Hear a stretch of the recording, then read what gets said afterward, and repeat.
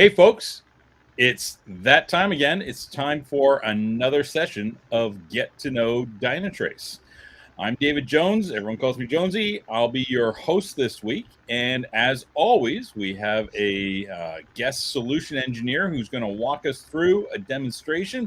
This week, we've got Dave Thomas. Hey, Dave, how you doing? Hey, I'm doing good, Jonesy. How you doing today? I am doing just fine. So, folks, as always, with Get to Know Dynatrace, what makes these sessions so special are your questions. So, typically, we have people that are watching from all over the globe. We have people from Europe, South America, over in Asia, North America, South America. Hey, welcome. Whatever medium or channel that you are watching us on, be it LinkedIn or Facebook or YouTube, whatever it might be, feel free to type in questions into the chat for this video, and we'll do our best to answer them. So before we get into the demo, typically on Get to Know Dynatrace, we have a couple of we have a couple of opening segments, and the first opening segment, let's move over to our slides here, is what's new. So typically with what's new, what I do is I will point people to come to the dynatrace.com/news/blog, and that's where we put all of our new announcements. And it's real easy to get to. Like I said, it's dynatrace.com/news/blog. And you can see here that we've got all sorts of interesting content that's available on our blog site. Now, typically the blog, we might be talking about technologies, we might be discussing product releases and updates. This happens all the time on the blog because one of the things that we do is, for our SaaS platform, every 2 weeks, we're releasing new capabilities and new functionality. For our managed or on-premise platform, it's about once a month. We will post those articles into this blog, but we also do other things. For example, here you can see that one of the articles are 10 tips for migrating from a monolith to microservices. So this topic comes up all the time as organizations are really sort of leaning into the cloud. They're leaning into cloud capabilities. The idea of being able to take your monolithic application and then break it into smaller microservices, this topic comes up all the time. So in the industry, this is what we call refactoring an application. So there's an entire blog article there by Kayla Bondi. I invite you to give it a read. In addition to that, you can see right next to it, Carrie Haas has written a blog article, which is 5 best practices to get the most out of customer experience analytics. So we spend a lot of time looking at end user experience here at Dynatrace. That is a core capability of our platform, being able to go in and look at a user session, being able to understand what the user was doing during that session with user actions. And here we've got Carrie, who's created a blog article that actually, walks through and gives us, some best practices on how to get the most out of, that customer experience analytics. So I invite you to go look at the blog. Now, one of the other things that, we would like to talk about during What's News is during the What's New segment is when we have, real big announcements. And I'm going to actually flip over to this one. We're very excited. This was announced earlier today. Rick was at one of our customer sessions, and we announced that the Grail platform is going to be available on Azure. So right now it's available on AWS, and now we've made an announcement that we're also going to make this available on Azure. And Grail, if you're not familiar with this term, it's what we call our data lakehouse. And so it is a purpose-built data lakehouse that allows you to store observability information, whether or not it's business events, logs, metrics, eventually traces, very soon traces actually, and then also eventually we'll be capturing information around those user sessions and events related to what end users are doing. That will also be captured there as well. So this was a very exciting announcement for us. Obviously there's there's a lot of different options when it comes to deploying your applications out into the cloud. And AWS is just, that's one option. Now Azure is another option. So this is a very exciting announcement. And you can go again, look at the Dynatrace/news for the press release if you wanted to find out more details about us having Grail on Azure now. And then finally, I want to sort of close out the this segment, the What's New segment, by talking about Perform. So Perform 2024 is again going to be in Las Vegas. Now, I've attended these over the years, and they are fabulous events. I invite you to, definitely, if you have the ability to attend this in person, do so. You get the opportunity to talk to other people that have been using Dynatrace. There will be a program that is going to have all sorts of different topics related to how Dynatrace and our platform can be applied to specific business cases, specific technologies, how different customers are using it. And also, in addition to this, we'll have our very popular hands-on training sessions. We typically kick off the Perform conference with our hands-on training days. These fill up fast. So if you're interested in coming and you're interested in attending one of the hands-on training sessions, there's only so many spaces. Make sure to get your name in as soon as you can. And again, this is going to be the end of January. So January 29th to February 1st. And we're going to be holding that at the Aria Hotel in Vegas. So again, please, if you have the opportunity, you should come to Perform, and I'll see you there. So let's move to the next segment. And the next segment is Did You Know? So this week's topic on Did You Know, it's been coming up in conversation quite a bit as we're working with more and more organizations, and that is OpenTelemetry. And so this week's Did You Know is that, did you know that Dynatrace reduces the time and complexity when working with OpenTelemetry? Dynatrace absolutely supports OpenTelemetry. Not only does Dynatrace support OpenTelemetry, we're committed to these open standards. As a matter of fact, we're one of the founding members, and we hold a co-chair on the W3C Trace Context Committee. So the underlying mechanisms that are used in OpenTelemetry when it comes to tracing, we've actually contributed to that. In addition to that, we're one of the top 5 contributors when it comes to the actual CNCF project. So we actually commit a lot of functionality and code to the OpenTelemetry project. So these are things that you may not have been aware of. And so this perfectly why we wanted to have it in the Did You Know section. And you can see here that, whether or not you're looking to just straight up adopt OpenTelemetry by itself, in this particular chart, you can look at different use cases and see how, if you're using OpenTelemetry by itself, or if you're using OpenTelemetry and Dynatrace. So in other words, you're sending your OpenTelemetry spans directly into Dynatrace, or if you're using the OpenTelemetry with Dynatrace and you're ingesting that OpenTelemetry through a OneAgent, how all of these different use cases can be covered.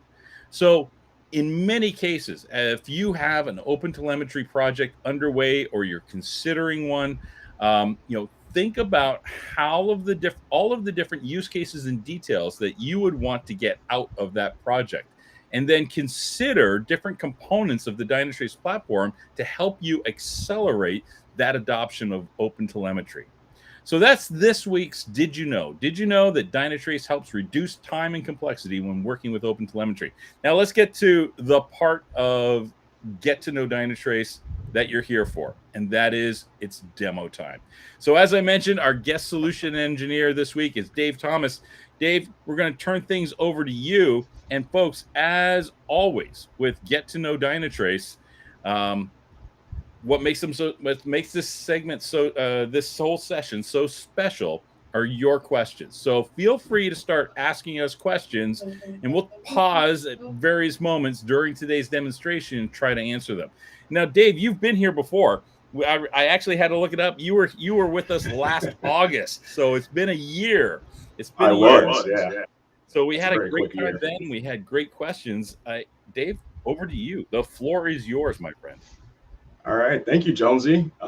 So we're going to step into the Dynatrace platform and show you just a couple of things that we offer in the platform that can make your life easier. Now, as we go through this demo, keep in mind I've actually lived this. I was an infrastructure engineer, and so I understand what it's like to get that call at 2 a.m. and everybody's saying, "Hey, what's going wrong? Something's happening. We don't know what's going on." Well, with Dynatrace, there's a couple of things that we do that can really save you some time, both with instrumenting those applications as well as understanding what's happening in the environment.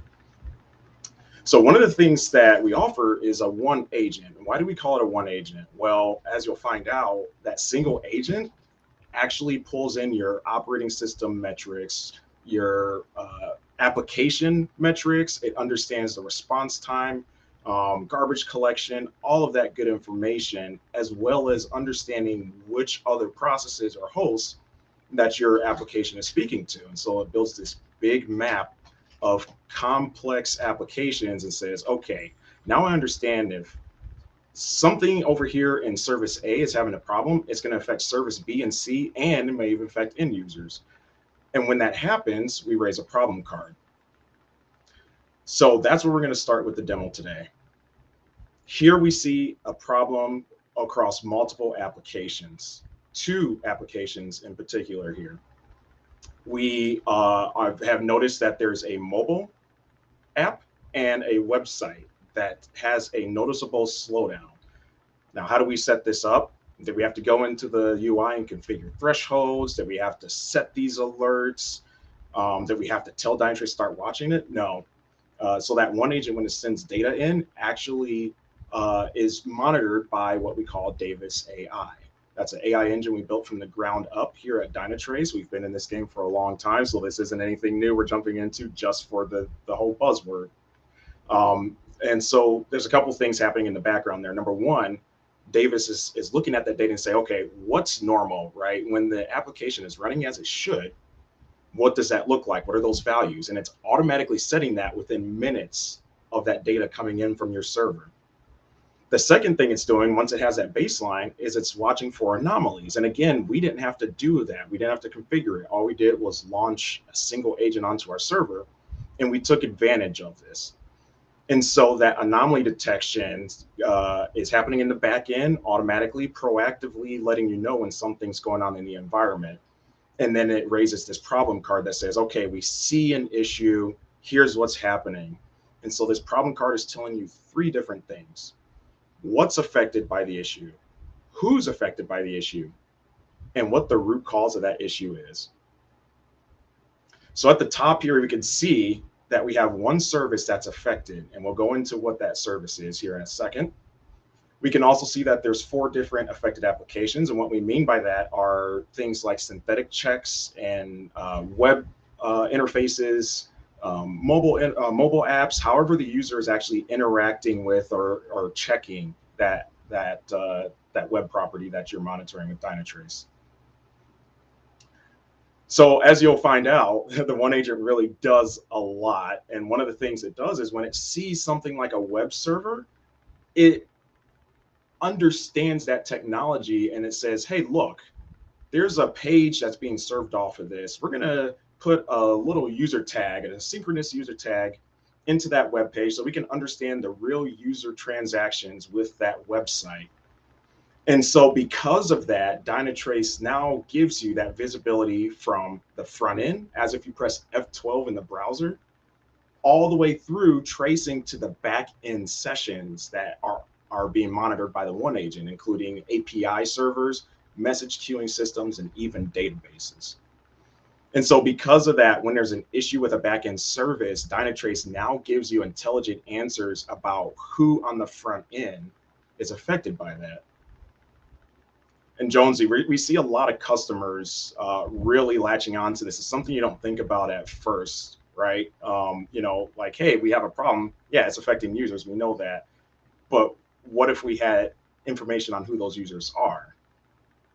Absolutely. Like, and that is, I think that's one of the, the super interesting, valuable things about the platform is everything that you just described in terms of, hey, you just deploy an agent and then it's automatically injecting that JavaScript into those page web requests so that we can actually tie what that end user is doing all the way back to the, and follow the traces that are being generated off of those web requests on the back end.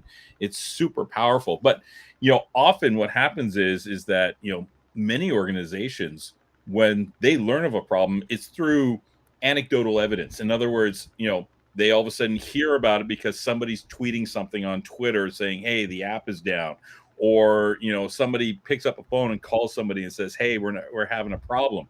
With this, we can actually not only see that a problem is occurring, but we can see the extent of the problem in terms of the number of people that is potentially impacted. Yeah, that's right. And I heard a real good story that I thought was amazing, where a retailer actually was able to see those users along with the tags that are associated with them. So things like how much money or Mhm, was in the cart that that user couldn't check out, mhm. as well as information like their email. And so now, because of that technical issue, but with that data from the front end using the OneAgent, that company was able to go in there and say, all these users, let's send them a coupon saying, hey, we noticed you had an issue. Sorry about that. Here's 10% off your next order. Right. Absolutely, and you take what potentially would have been a failed user experience, right? And you turn that proactively now into something that you can outreach. And typically, in my experience, when I hear of organizations doing this, the actual conversion rates that they get tend to be a little bit higher because of that personal touch. Now, here's the organization saying, "Hey, we saw that you had a problem with trying to check out. We really appreciate your business. Here's a 5%, 10% coupon, if you want to try it again." And they end up getting a higher conversion rate, meaning that people actually purchase more or are more likely to purchase. So this is, you're absolutely right, Dave. That's a great illustration of the value of this. Yeah, I know I would love it if a company did that for me. Just like, hey, yeah, we noticed you had a problem. I didn't even go on the Twitter or X or whatever it's called now. So scrolling down here on the left-hand side, we could see the actual applications that were affected. So you can see here that we have synthetic monitoring available. So that's just going out there, doing a ping every couple of minutes, just saying, hey, can we reach this particular endpoint?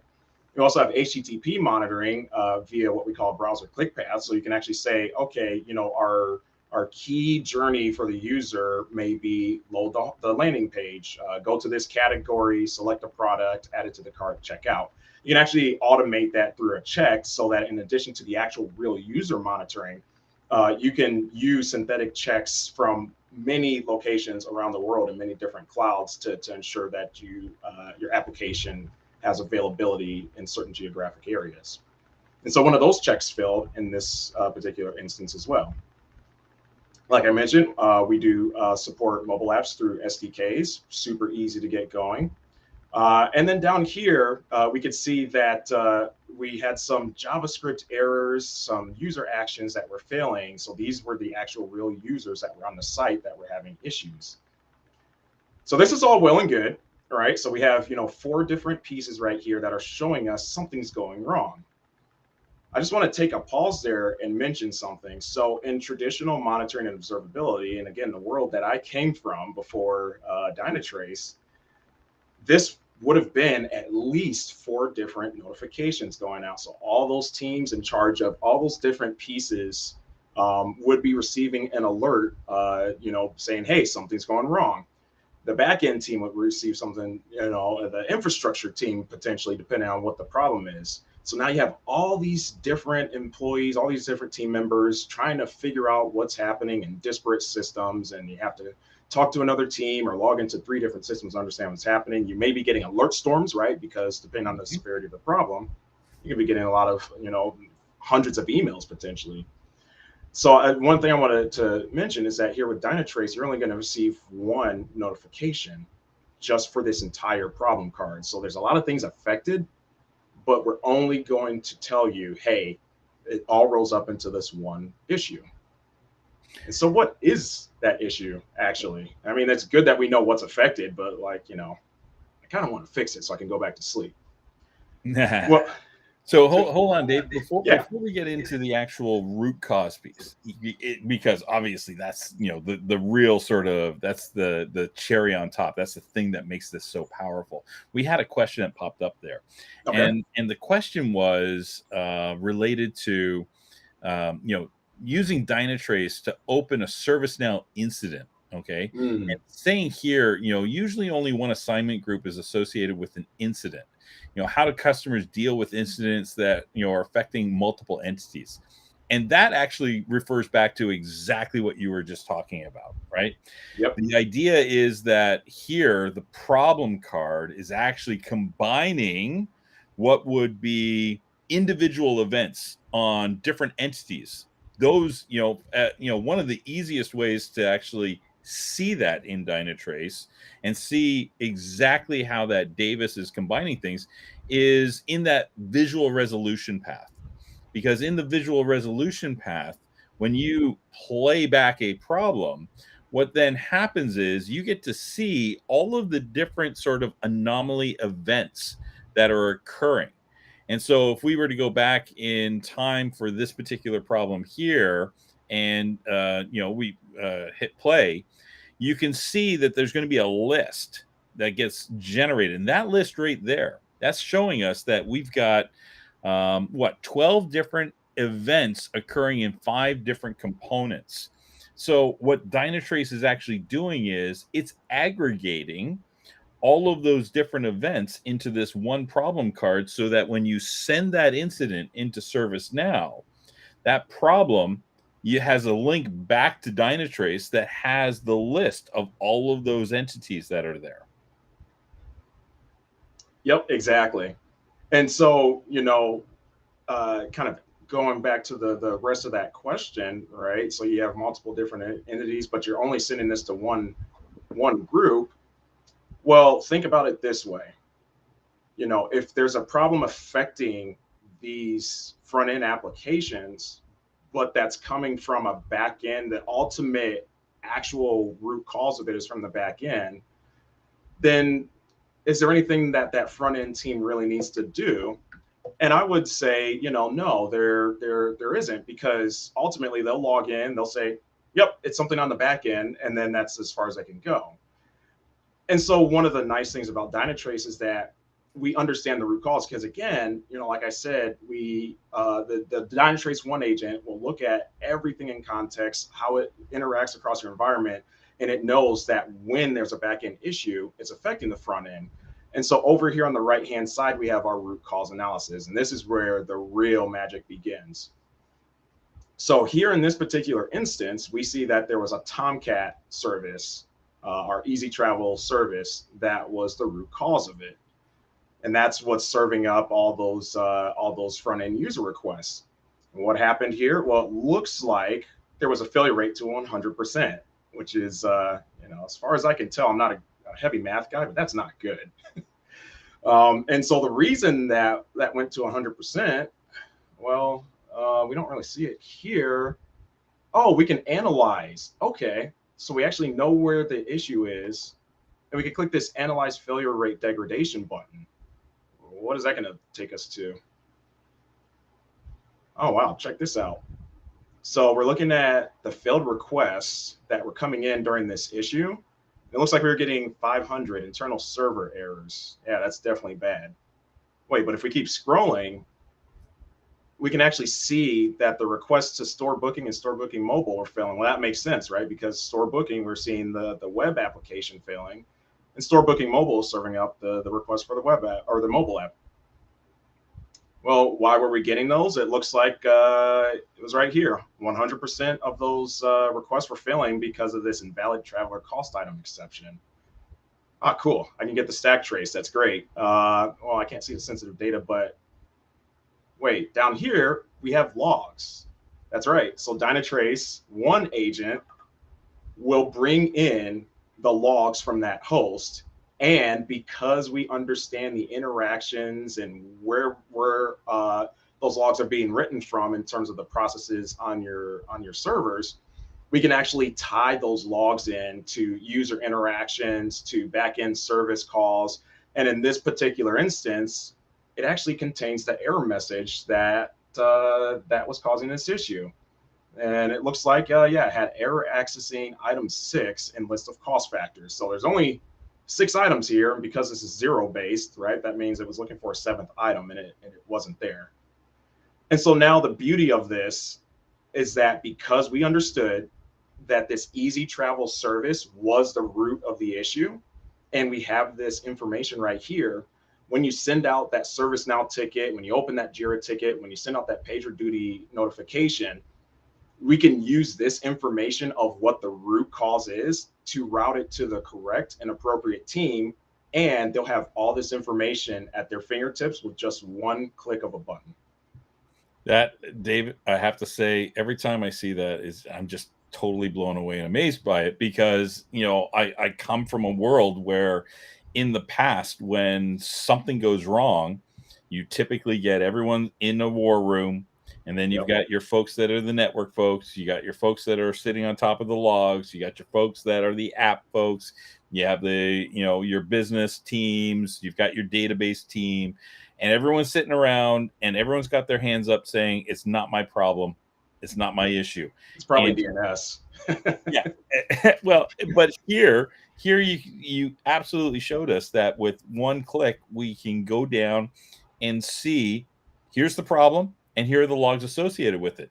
So normally what happens is, when you're investigating a problem like this, you're taking your best and brightest, your most expensive human capital, the people that know the insides and outs of the app really, really well, and then you have them just start sifting through log files, trying to find that needle in the haystack. And here that AI is basically going, there's your needle. That was the problem right there. Exactly. I really wish I would have had this early on in my career. It's been many, many sleepless nights. No, for sure, for sure. So we had somebody that popped up a question, as I think it's a follow up to the original question, and that was, sometimes there's not a root cause identified in Dynatrace when the problem gets created, and that can happen, right? That can happen in scenarios where we see a problem in a front end signal that is not related to anything that we see on the back end, and that could be there's any number of different reasons that could be. It could be the application that you're monitoring is a SaaS-based application, and there's just literally no instrumentation or agent out there because it's some third party. It could be an issue where the back end itself is potentially obfuscated because of some device, like like a data power switch is a perfect example of something that tends to be a black box that can sort of obfuscate that end-to-end sort of view. So it can definitely happen. When it does come up, you do want to sort of try to identify that front end telemetry that we're seeing. Does it connect it back to something that's instrumented, right, by Dynatrace, or is it a third party? Like I said, like those are the types of things that you'd want to sort of investigate. That can also happen though when the problems are being generated, if the anomaly detection rules that you're using are like a custom anomaly detection rule. Like if I put in a hard value for a threshold, often if I'm doing that on some front end telemetry source, or like a metric like a page load time, for example, or something like that I'm only looking at from the front end. In those scenarios, more often than not, you will not see you'll not see a root cause show up associated with it, because again, there's nothing on the back end. You're basically putting an artificial sort of threshold on that front end component. So from time to time, that will you may not see that detailed root cause, and those are some of the reasons why. Yeah, no, absolutely. I see another good question too. They they want to know the benefits of Dynatrace over other APM tools. I would say that a lot of what we talked about during this demo actually are some of the things that sets us apart from those other vendors, right? So when you take a look at something like the OneAgent, for instance, I keep talking about it because it really is truly just take a couple minutes to set it up. You can even deploy it using automation tools, and you don't have to have a separate agent to monitor the operating system. You don't need one for each different language, right? So a lot of times you may find you have to install a Java agent and a .NET agent, an OJS agent. You don't have to do that with Dynatrace. For all those technologies that we support, it's all baked into that single agent. Logging, bringing in the logs. We can do AppSec vulnerability visibility, and even now recently, blocking of transactions that are happening that are exploiting vulnerabilities, certain vulnerabilities in your code as well. All sorts of things, right? All wrapped up in a single agent that you don't even have to mess with config files for, right? So that's one of the big ones that a lot of our enterprise customers love. Because when you're talking about deploying to 1,000 servers, you want to make it as quick, easy, and seamless as possible. Yeah, I find it super interesting because I've stumbled across a couple of conversations recently where somebody somewhere has got it in their head that they think agents are a bad thing. And and it's interesting because if you are depending upon the way you need to deploy your agents, like if I have to manually deploy my agents into every technology like you just mentioned, plus I have to manually put out agents for infrastructure, agents for the network, agents for my logs, so now you're talking about I have to manage close to a dozen, depending upon what technologies I'm using, maybe up to a dozen different types of agents. I could imagine that I would be frustrated and I would not want to, to have to manage agents. But here's this is the interesting thing from our perspective. That one agent is just that. It's one single agent. It's one single installer, and it can be highly automated. We have examples of customers that were literally able to go from 0 to 17,000 deployed agents in a 3-hour period. Like that's just amazing deployment ease and automation, and it just sort of changes the game. So if you're having conversations and you hear people say, oh no, we don't want to deal with agents, take a step back and ask them why. What is it about agents that they're so reticent about? Because in many cases, they can be, if you have the right sort of deployment strategy, and we believe that we do, it can be game changing. It can literally be game changing. Not only can you dramatically increase your deployment time and get your, that MTTI, mean time to instrumentation, you can reduce it to a fraction of what it would be if you're trying to do this manually. And then on top of that, you get all of the added benefits of having everything coming from one source in one place. You don't have to talk to a whole bunch of different teams. It just automatically does everything for you. Yeah, that's a great point, and we could talk about it, but let's actually see what that looks like for a deployment perspective, right? So over here on the download page for the OneAgent, and I kind of want to, before I go into this, preface this by saying that this page is unique to your tenant. Why is that important? Well, again, because we want to make it as easy as possible to get going. This isn't a page that's publicly accessible. This is within your environment. And so because of that, these agents are automatically set up and configured to talk to your environment. So you just log into Dynatrace, you go to the install OneAgent page, and you can see here we support a plethora of different operating systems and even cloud options.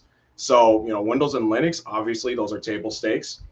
But hey, look at that, Jonesy. We actually have AIX, Solaris, and what the heck is ZOS? Yeah.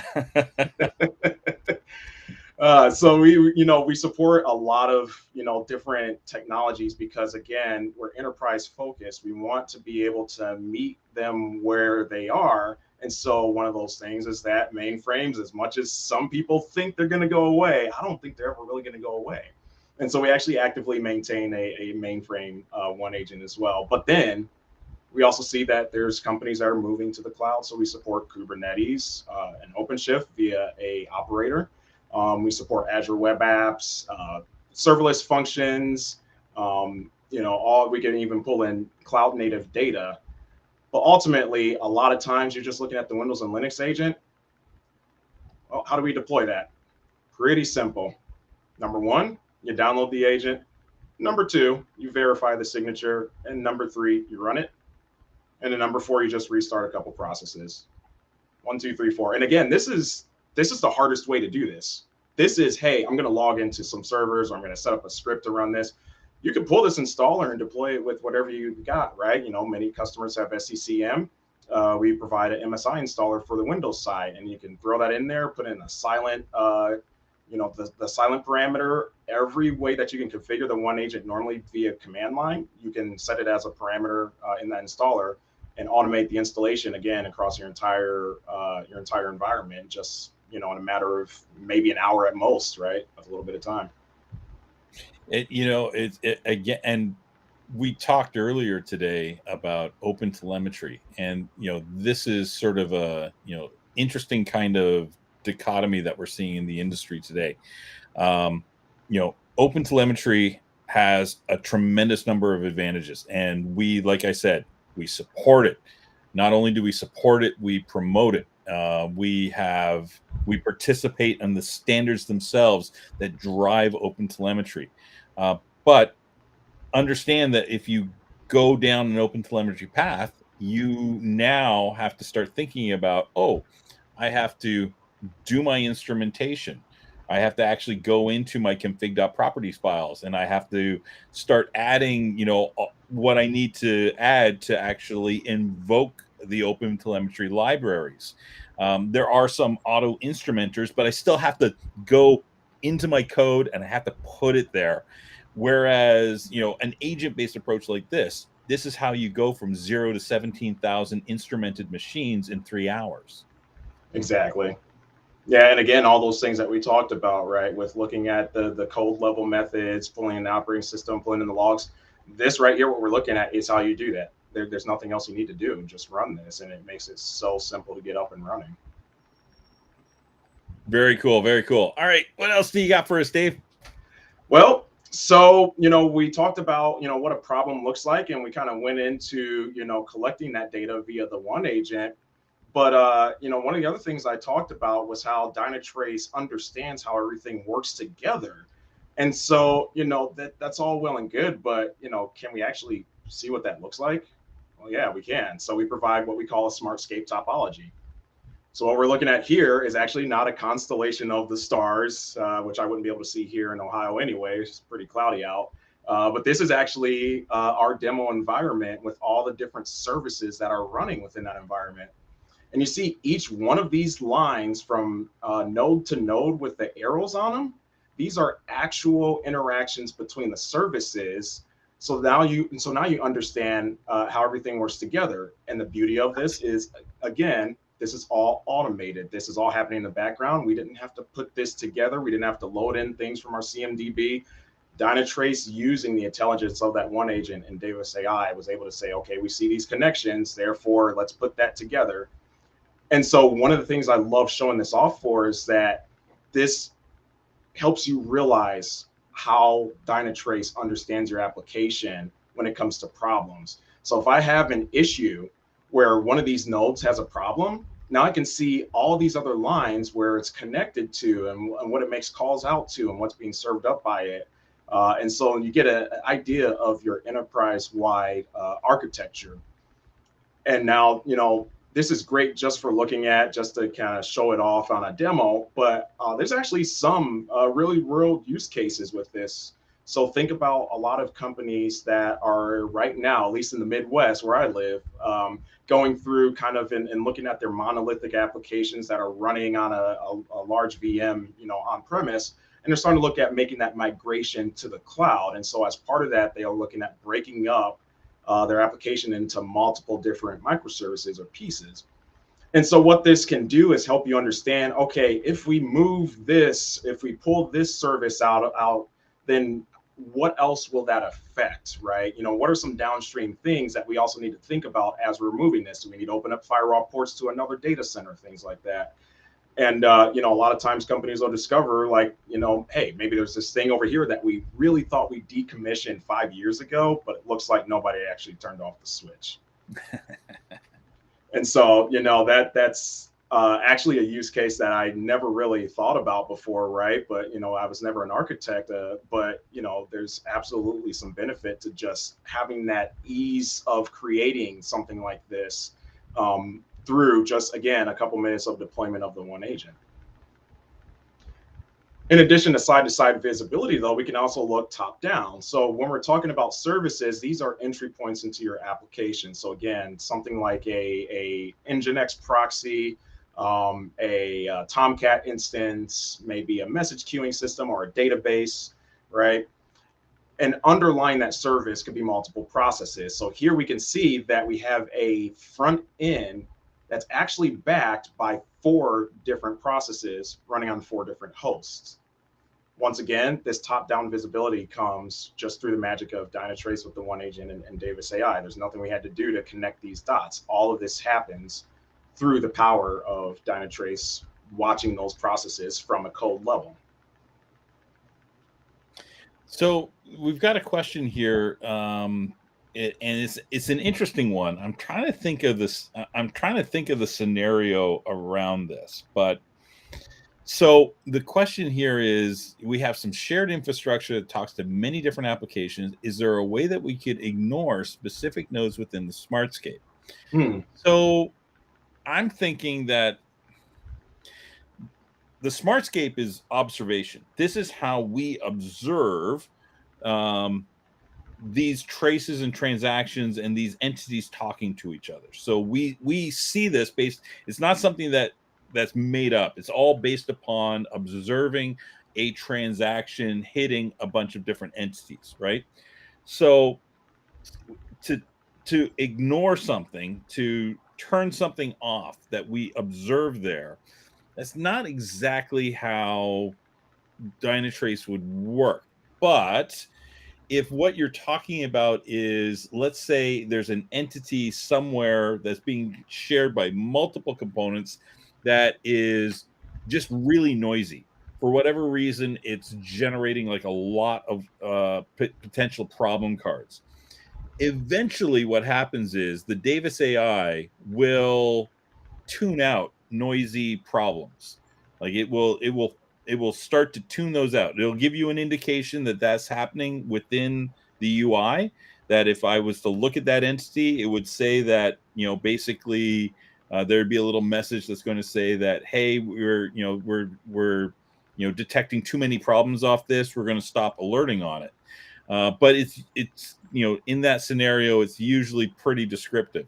If it's still, even with that, if it's still noisy, what you could potentially do is any of the entities that you see on the screen here, you could go into the individual entity itself, and you could quite literally turn off anomaly detection rules for that specific entity. So maybe Dave, if you have a moment, we can just sort of go into one of these services here and just show people where those settings are. Okay. So we'll hop into this Apache service here.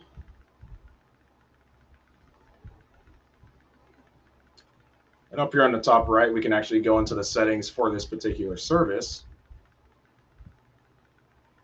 And then, as Jonesy was saying, over here on the left-hand side for this service, we can come down to this anomaly detection and make those changes.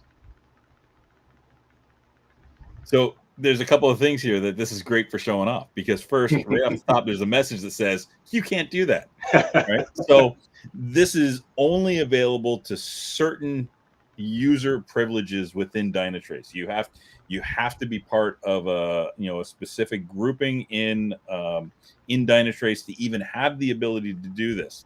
And then two, if you do this, you can see here that in this case, there's another message that says, hey, this entity is got an environment-wide set of rules.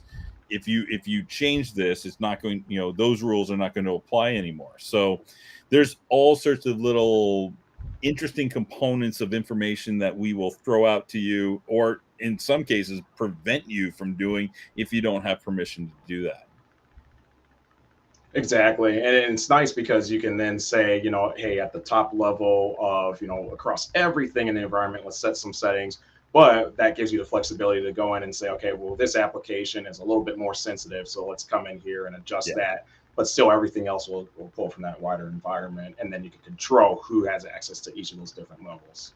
Absolutely. And obviously, this is controlled programmatically as well. So our configuration API would allow you to actually, set this up. If you're doing what they call monitoring as code, so to speak, you could, by all means control that programmatically with Dynatrace. So that was an interesting question. Thank you for that one. Yeah, that's So a good one. what else do we got, Dave? Yeah, so let's actually take a look at this service, Jonesy, and see what we're collecting from this. So we're looking at an overview of this backend web server. And up here at the top, we can see some response time. We could see some failures, which happens in this particular environment almost as clockwork. It's almost as if we schedule it in our demo environment. And then even things like the throughput. And what I want to highlight is the fact that, again, automatically, Dynatrace is watching this, creating the baselines. And when it sees anomalies like these failures, for instance, it'll raise a problem card. So here we can see that we don't have any issues. But if there was a problem, just even looking at this page, we'd be able to see at a glance whether or not there's an issue going on. We can mark certain requests as key endpoints so that Dynatrace can pop those out and really, highlight those for us at the top here. And then this is really cool. So this is another way of seeing sort of what we saw on that Smartscape, but more in a list form. So these are related services that are making calls into, or services that this service is making a call out to, as well as any front-end applications that may be calling this directly, right? So if I'm a user on a website and I click a button, and it makes a call to an API. If this particular Apache server was serving that up, we would see that here. So this is good, again, just to show you what's going on in your environment so that you can make informed decisions and understand the impact of the various services running in your application. And then this is the really cool part. So down here, we have distributed traces.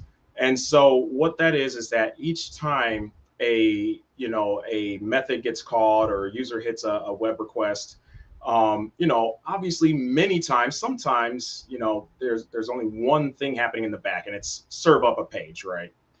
But many times in larger complex applications, there's actually more than one thing going on in the background, right? Maybe you're making a call out to a different service. Maybe you're making a call out to a third-party content provider, making those database queries. And so the nice part about Dynatrace is that you can actually see that end-to-end journey via what we call distributed traces. So if I take a look at this is a single instance of somebody calling this service's journey service, and we can actually see it's part of a larger piece of the application that is this booking review. And so each one of these are dependencies, are services that are being called from this ultimate root level one. We can see the timing over here and understand whether or not we're waiting on CPU or network, or if it's just sitting in suspension, something running in the background. And then even down here, we can see that SQL call being made to DB1 server. And I want to pause there and mention something about this because I get this question a lot when we start entering POCs. Well, how do we collect, the SQL queries, right? We can actually go in here and see the query that's being made. But how do we do that? Well, with Dynatrace, because we have that code level visibility, we can see those calls being made from the application side. And so what that means is that we don't have to go and instrument the database server. We can if we want to, right? For the infrastructure, right? Understanding the CPU and memory of that server. But to actually capture this information, this is all done, again, automatically using the OneAgent. And so, this is this kind of blows some people's minds. It seems, kind of like a no, really, how does this work? At first, but we have some really smart people in our R&D department who figured out how to get all this information and present it to you without having to do anything more than just deploying that OneAgent. Very cool. Very cool. So we had another question here. And that question was, how do I mark a key request unless using Classic? Mm. I just had a quick look at this one, and I'm not sure where it is either. So I think you do need to flip back into Classic for the moment. Thanks for pointing that out. I think this is that's definitely something we'll put on an RFE.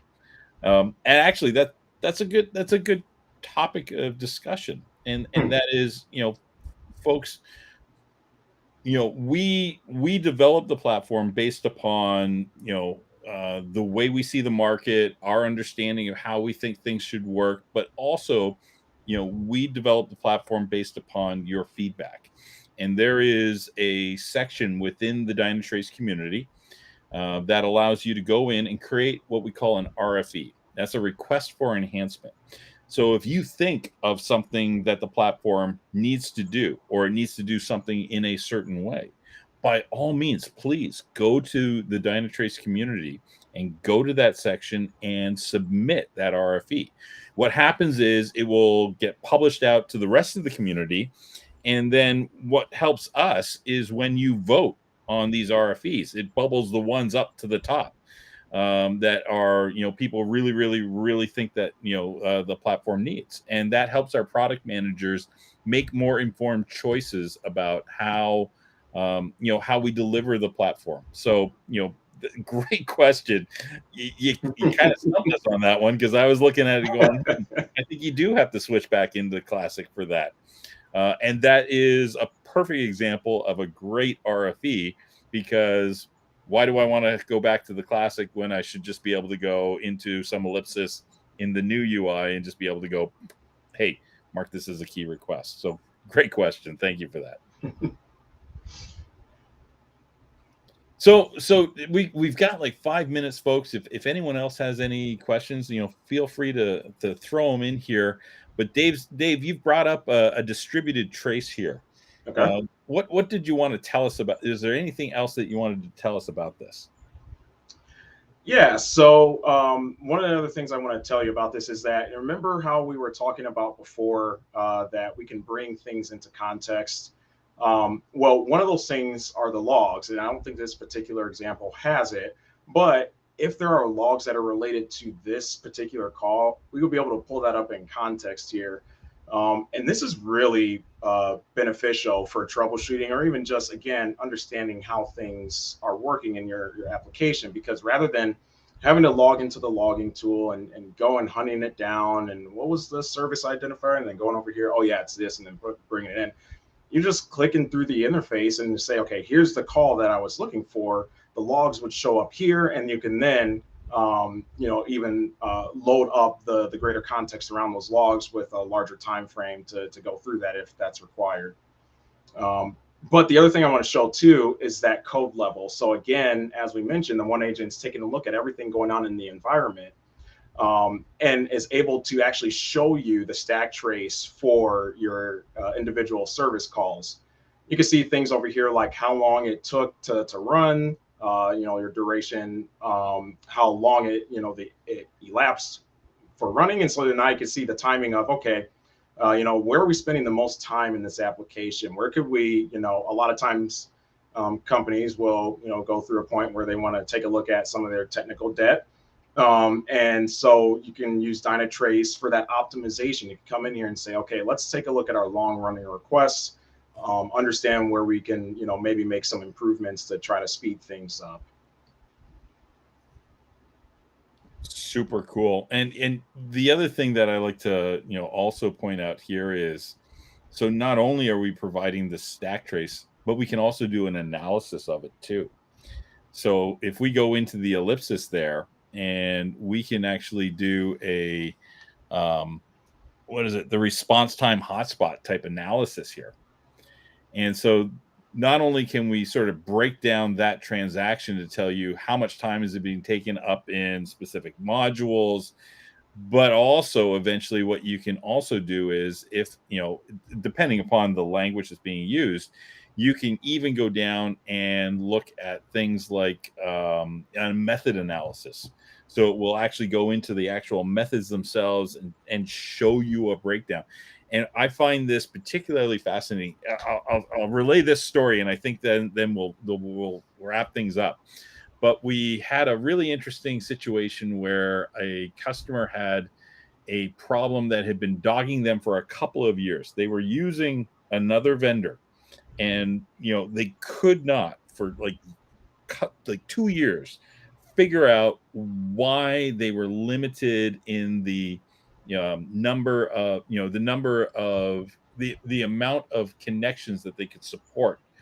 And what we were able to do was, we were actually able to go in, and using the method level analysis, we were able to actually identify down at a method level that there was, basically, there was like some wait times that were occurring, because what was happening was the method was literally waiting for a socket connection to free up.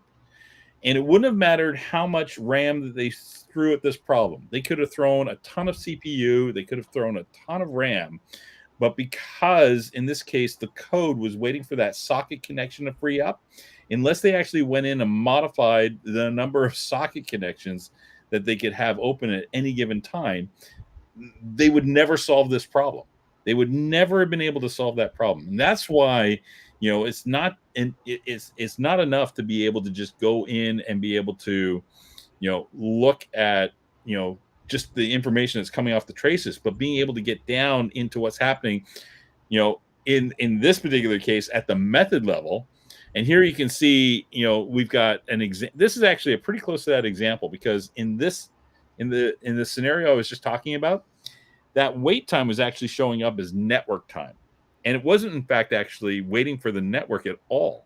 It was waiting for the socket to open up, but it represents itself as network time because it's on a network component part of the request. It was super, super, interesting scenario. And the value of being able to see down at the method level to this level was really what helped solve this particular issue for that customer. So, Dave, top of the hour. Thank you very much. This is, great discussion, great demo as always. Just loved your demo, man. That was awesome. Thank you, folks. Of course. Any last things you'd want to say, Dave? Any parting comments? Yeah, I would say, it's easy for us to sit here on this live demo and show you all these things, but it really is something that you have to see for yourself. I can't tell you the number of times I sat in with, prospects and showed them, what we can actually do in their environment. And they don't believe the power of the OneAgent and how easy it is to deploy. But once they do it, they're like, oh, wow, we can do this like super easy, right? So I really encourage you to reach out if you're interested in this and try it for yourself, because there's a lot of value here with what Dynatrace can provide. Absolutely, Dave. Yeah, like I think you totally nailed it. You totally summed it up, and that is, give it a try. Take it out for a free spin.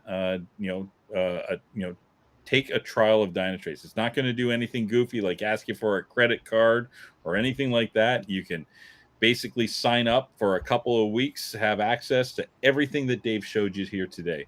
So, folks, as always, it's your questions that make these sessions really special. Thank you very much for your questions this week. We'll definitely look forward to seeing you next time on Get to Know Dynatrace. And so with that, adieu. Thanks, folks. See you later.